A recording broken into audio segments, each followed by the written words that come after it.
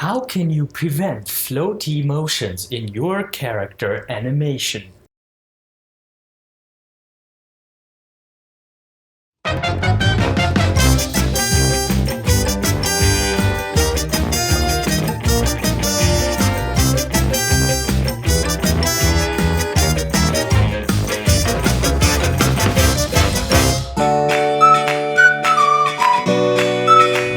In my previous video, I asked you guys to send us questions or topics that you would like me to talk about, and oh boy, we got so many of them. It was completely overwhelming, and there is so much great stuff that we definitely have to talk about. We will start today by dedicating one entire video to one very important issue. Alan Putinello noticed that a lot of 3D animators have to battle with floating motions in their animation. And mostly it's beginners, but I can tell you even professionals under time pressure can fall into that trap. And today we want to investigate what it is, what causes it, and how you can organize your workflow and your thinking to prevent it. So this video is actually meant for people that already started with animation. You should already know about the 12 principles. Side note, in this video I assume that you're already trying to incorporate the principles of anticipation, ease in and ease out, and overshoot. So if I'm talking about setting a key, I expect you to also put in an anticipation, a breakdown, and if necessary, an overshoot. If you don't work with these basic tools, your animation will not look right no matter what. Okay, back to you, past me. Actually, there are a lot of videos where you can learn about the 12 principles right here on YouTube. I'll put the link to one if you click the I up there. First, let's think about what even causes the impression of something floating. One big help to understand this problem is the word floating itself. You know, if something floats in water, it's being pushed up by the water. There's an external force on which the limbs float. And that is something very bad in character animation because you don't want the motion to come from an invisible force under your character. You want the motion to come from inside in. And the other big factor that makes a motion seem floaty is time itself. A floating motion is slow. That means that there are a lot of frames of which every single frame is only a little bit different. And that causes a long, slow motion. And that is one of the reasons why this rarely happens to 2D animators, because they would have to draw a lot of pictures. And a 2D animator is not going to do that. They're not going to draw 100 pictures and then realize like, oh, I drew 100 pictures too much. It's floating now. In order for it to appear on accident, you need to animate in a keyframe-based environment where you set one keyframe and then many frames later you set another keyframe and you have a floating, long, slow motion in between them. So now we kind of know what it is, but that doesn't help us much. We need to look at the actual mistakes that lead you into this trap. And before I shot this video, I asked you guys if you could send me your floaty animation synths. And I got some videos, but they were all too good. Sorry guys, I couldn't use them to show and improve floaty animation. So instead, I will reenact floaty motions myself, which is not only fun, but also shows how some of this stuff is not possible in real life. And we start by thinking about the acting aspect of things. The most important acting lesson is that humans are super lazy. We don't move unless we have to. And we have to move when we want to communicate. That is true for all the gestures that I'm doing right now. These are not just random gestures that I throw in. This is communication. I'm presenting information to you. Here, take this information. All these little gestures have a purpose. And the other thing connected to that is that our communication is short and precise because we don't want to do too much. We want to get our point across and then we stop. That means that our emotions are very short and purposeful. I want to drink, then I grab this glass, pull it to me, drink. And these are all very short snippets. There's nothing that should flow. Like if I want to grab that glass and then go, no, I do one purposeful motion and then I do the next step in this whole process. And this is also true for gestures in communication. I'm actually, with my hands, I'm stressing single words. Do you see that? My hands are tied to what I say. I'm not doing random things. And a lot of beginners have problems with that. They don't know what to do with the arms and set random keys all over the place because I need to do something with the arms. They know that people are moving the arms, but they forget that the gestures are very short, to the point, purposeful motions. If I point, and then I go down again. It's one thing. Like it shouldn't float too much. So this is the background about acting, and we'll come back to this all the time. This is something that comes from inside your character, and that is what you are looking for in animation. You're looking for what comes from inside a fictional character. So now let's talk about the little brother of acting, which is posing. And this is actually, of course, your posing follows your acting, but there are also some more technical things that you can do to actually have weight and gravity in your scene by just following a few rules. If you open a rig for the first time, it will probably be standing there in a T-pose with the arms stretched out and the legs stretched out. And we never ever stand like this. Like even just standing, we only stand on one leg more than another. We never stretch out the arms that far. That's actually also tying into the lazy thing again, because it takes a lot of energy to hold up my arms like this, and I will, when I'm talking to you like this now, all relaxed, I'll not stretch out my arm fully. I will have it rested next to my body. But if I would be really angry at someone and accusing him, like, you stole my things, like I have so much energy flowing through me that I can put that into this gesture. So unless you have a big, broad emotion like this, it's very unlikely that your arms will float around up here somewhere. And even just this has not the necessary weight in it. I actually see a lot of people who pose their character, or pose one arm of the character like this. The character is doing a gesture with the other arm, and the other arm is completely like, there is another force here pushing this arm up. Otherwise, there's no explanation of why somebody should hold this arm like this.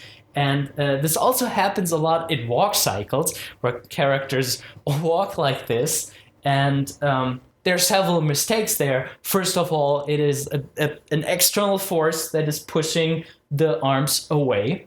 Then, if it's really bad, it might be that like the core body is barely moving and the arms are just doing this, which is wrong because the chain of reaction is not correct. If we walk, our arms move because our body is moving, and the body is throwing the arms into the air. And if you animate it to stiff, if you hold the body stiff and the arms are doing this, your arms are not following the body. They are doing the motion. Like, you need to get the chain, you need to get the connections right of where the force is coming from. And often the force is coming from much higher up than you might think. And this is the reason why this looks so wrong. It looks like you're making your way through a block of honey or something like that. Yeah, so you shouldn't do that. Another very common mistake is that the pose transitions are too long, or that the poses are not held. If I have one pose that is this, and the other pose is this, Like, the worst thing you can do is just set one keyframe. What was the pose? One keyframe here and one keyframe here, and then just let the computer interpolate, because that will look like this.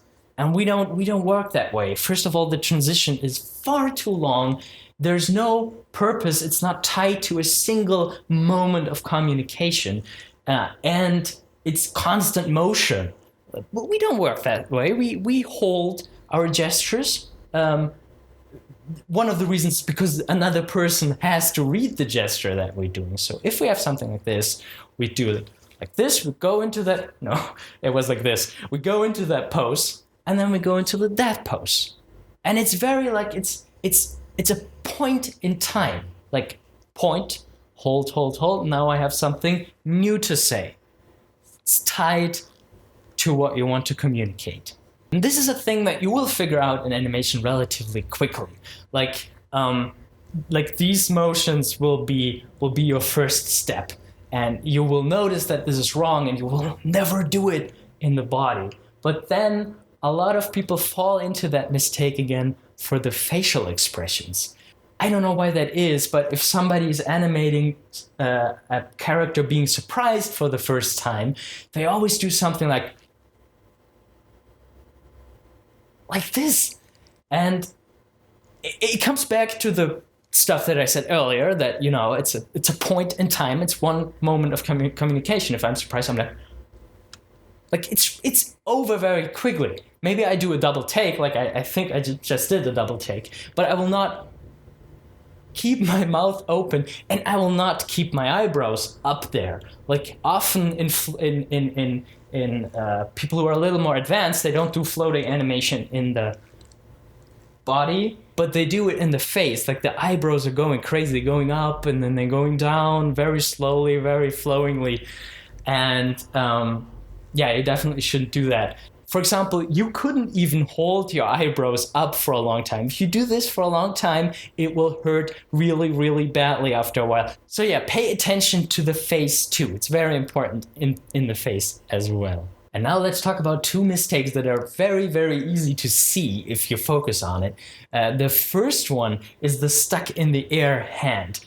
And this is also something that happens mostly to 3D animators, because there is a handy tool called inverse kinematic. And inverse kinematic means that you can take the wrist and move it around, and everything else, the elbow and stuff, will follow it, which is great, especially for moments where your hand is touching like a wall or a table, because then you have this fixed point. But where you definitely don't want to have a fixed point is in the middle of the air. And if your character does something like this, a gesture like this, and this hand is nailed into the air by an IK controller, then when you move the body, you will get something like this. Can you see that? The hand is stuck in the air. And that's really, really unnatural, because that doesn't happen, you know, it's always moving with the body. And then there's the other extreme, where you have the body and your hand is not on inverse kinematic, but on forward kinematic, which means that, you know, you can move this and the position of the hand will change. But then you take your body and you rotate it like this, and everything else is following directly. This is also something that is not happen. You know, if we do this really exaggerated, there is some follow through and anticipation stuff going on here. Like I bend my body over, and my hand is moving there to balance, and then it's somehow moving with it, but not at the same speed. Like, it's complicated. It's not as easy as being nailed in the air, and it's also not as easy as just following the body. You know, there's stuff going on there, forces forcing to move the wrist, and all these parts are influencing each other. So you need to pay special attention to your reference, if you have one, to see what happens. Maybe the hand drops first before the body moves. Like, it's really depends a lot on what you're animating. There's one more thing we have to talk about when the hand is actually touching another material and is actually stuck in place, because, I don't know, I placed my hand on the table. I feel like a lot of people don't know what to do with the elbow area, because what I saw a lot is that they place their hand somewhere and then the elbow is doing some slow floating things over there. And as you might already notice, I can't even naturally just move my elbow. You see that it's actually my shoulder doing this motion. And of course it looks completely wrong if you only take the elbow handle and move it down. Or maybe you forgot about it and it's just floating to the next key. And that's just not how things behave. I mean, you can animate with an overlap, meaning that your elbow follows a little later, but it's all relatively quick. I mean, act it out yourself. Put your fist on the table and see how fast your elbow is coming down there. It might come with a delay, but it's really, really fast as well. It's definitely not... And definitely not going up again, which sometimes happens to people too. So yeah, pay attention to what is stuck to what and what is coming to rest at what point. And if it came to rest, make sure it stays there unless it has a reason to move. Another important principle that we have to pay special attention to when it comes towards floating are the arcs. And a lot of people want to place correct arcs, which is why they place like the starting point of the arc, and then the top of the arc, and then the end of the curve. And while this is technically correct, you need to pay attention that you don't get a triangle. Like if you set these 3 points, the computer might interpolate it like a triangle. But you have to get a nice flowing curve. And one interesting thing about this curve, and this is again something really important for you if you were still animating with the IK controller, which is technically a string attached to the wrist. The wrist doesn't work that way. The arc actually comes from the elbow, because this joint is causing a circular motion. So if you're using the IK controller to do this, you're very likely to get a triangle because the elbow doesn't know about this motion. So if you animate hand gestures, you should probably use forward kinematics unless the hands are touching something. And this will get you nice flowy motions. Also great for walk cycles, because you can just take the upper arm and rotate it, and it will give you nice arcs. And then another thing that you shouldn't do with arcs is to put in too many dents.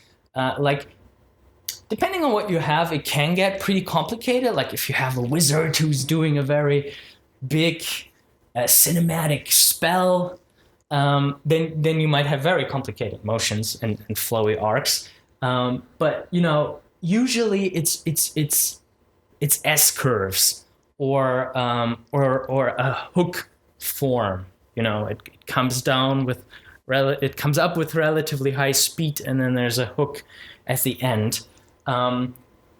If you have arcs that are in an S form, you need to pay attention to where the direction reverses. Like if I do a motion like this, I, right now, in reality, in gravity, cannot do this without an ease in and ease out. My arm is slowing down and then speeding up again.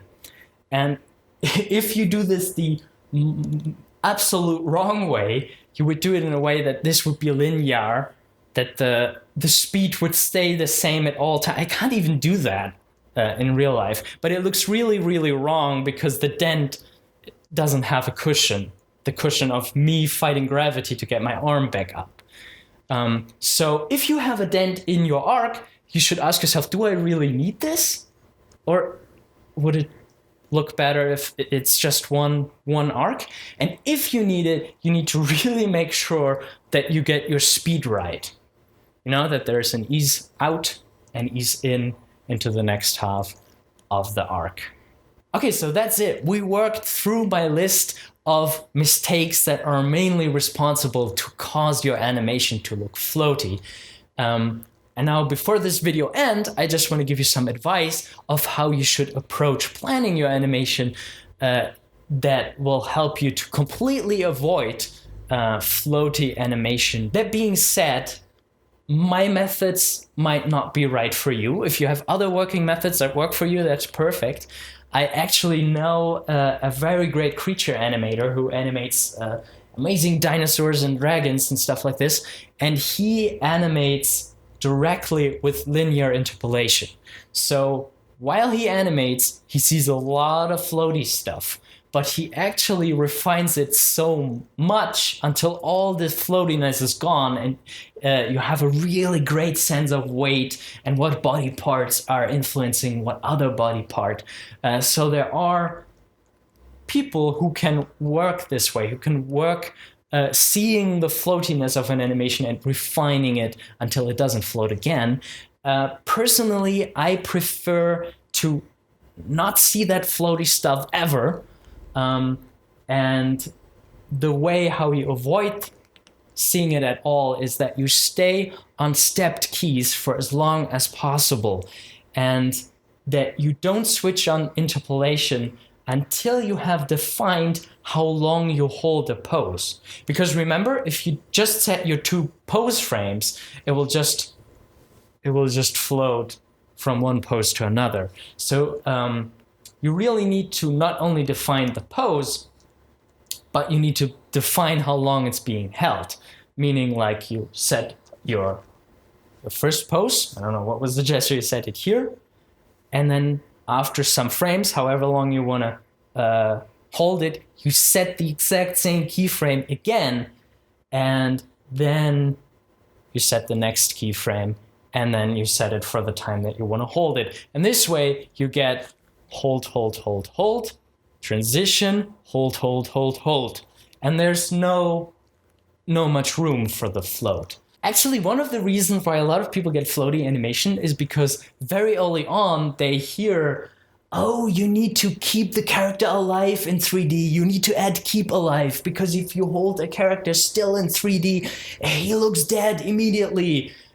And that's one of the reasons why people don't dare to hold the pose for that long and to not do anything. You hear that you are supposed to do keep alive very early on, but a good keep alive is very, very difficult to do. So if you struggle with floaty animation, I would say throw out all thinking about keep alive. You can add it as the very last step and just focus on the keep alive after all the important stuff, the acting, is already done. Okay, this is about the work method in the 3D program. There's actually something that is way more important before you even start in your 3D software. One of the biggest tips, and everybody's doing it, at Pixar, at Blue Sky, you can see the making of reels of top animators. They work with reference. And I don't know why, but especially beginners feel like using reference is cheating. But it's not. I mean, you're trying to do something authentic, something real. Even if you add a cartoony level on top of it, it still needs to be grounded in reality. And you have a reality all around you, so you should definitely use it. One very important thing about acting is that you should not, while you act a scene for yourself, you should not be analyzing yourself at the same time. The best thing is that you get somebody else who has nothing to do with your animation process to act it out.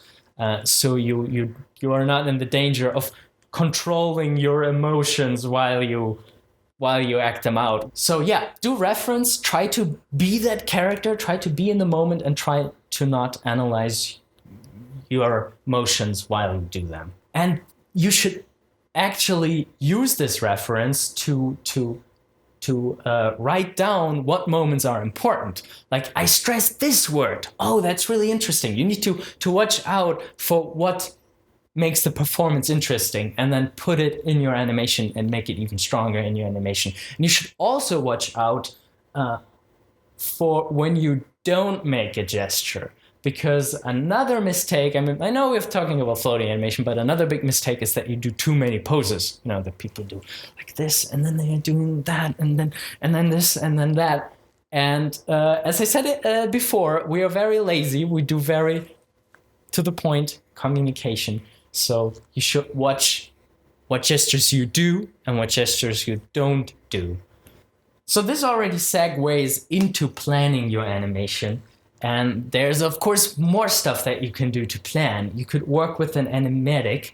You could animate your scene with very, very rough 2D animation before you do it in 3D. And you don't even need to draw great. You can just work with something like stick figures to you use it like a notepad, like a scribble notepad. You say, in the first pose, I want the back to be bent back. And then in the second pose, I want the back to be bent forward. You can do that with stick figures. Stick figures are enough. And then you can also see if your timing is correct, if you're doing too many poses in that time. So yeah, definitely work with animatics for a quick preview. I come from a 2D background, so I have no problem working with X sheets, which is basically just you have every frame in a grid and you mark what you want to do at what frame. And I know that a lot of 3D animators don't work that way and stay away from X sheets. But there's actually a more simplified version that you could do if you work with the dialogue. You could write down the dialogue on a piece of paper with enough space to draw over it and draw the poses that you want to hit at specific words. And this way, it's not a timeline, but because the dialogue is appearing in time, you have a temporal aspect to it, and you can see if you're doing too much in that time. You can see what moments you have that you want to stress, and what these moments are, where you can go point and back again. So let's recap. First of all, acting. Keep it purposeful and to the point. Second, posing. Make sure that the gravity is felt in your pose. Third, keep your pose transitions short and purposeful. Fourth, you shouldn't leave your hand stuck in the air, and you should also not just move everything with your body. Fifth, make sure that you really have arcs and no triangles or too many dents in the arcs. And if you're having trouble with floaty animation and animation in general, you should choose a very pose-to-pose approach with short transitions. You should use reference and analyze it. What are the important moments in your reference? And then you should plan it with the dialogue of your shot. So this is everything that comes to my mind if I think about the topic of floaty animation.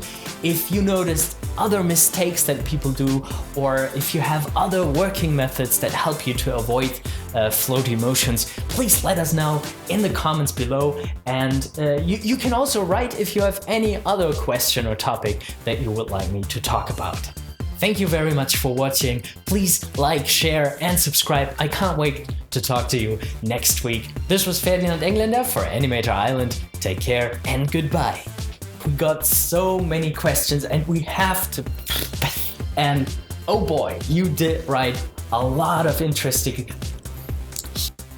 12 principle. They look as if your character is pushed up by water, as if there's an external phase and it looks as if an external because in floating animation, there is this titata. And the other thing that is caused by this, I forgot, and I have to look at my thing. Was that not good? You always are like really helpful.